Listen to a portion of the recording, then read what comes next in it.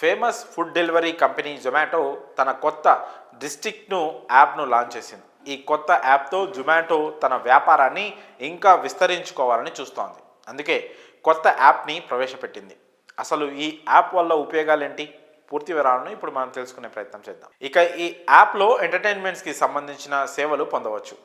ఈ యాప్లో cinema ticket booking, event బుకింగ్తో పాటు ముందుగానే రెస్టారెంట్లలో టేబుల్ బుకింగ్స్ ఉన్నాయి. యూజర్లు సినిమాలు, స్పోర్ట్స్, లైవ్ ఈవెంట్స్, షాపింగ్ వంటి వాటి కోసం టికెట్స్ బుక్ చేసుకోవడానికి, డైనింగ్, షాపింగ్ వంటి వాటి కోసం ఈ యాప్ బాగా ఉపయోగపడుతుంది. అంటే ఒకే యాప్లో అన్ని సౌకర్యాలు పొందవచ్చు. జొమాటో కంపెనీ పేటిఎం ఈవెంట్లు టికెట్ వ్యాపారాన్ని ఆగస్టు 2023లో 2048 కోట్లకు కొనుగోలు చేసింది. అందువల్ల ఈ రంగంలో కూడా తన ప్లేస్ని గట్టిగా ఫిక్స్ చేసుకునేందుకు రెడీ అయ్యింది.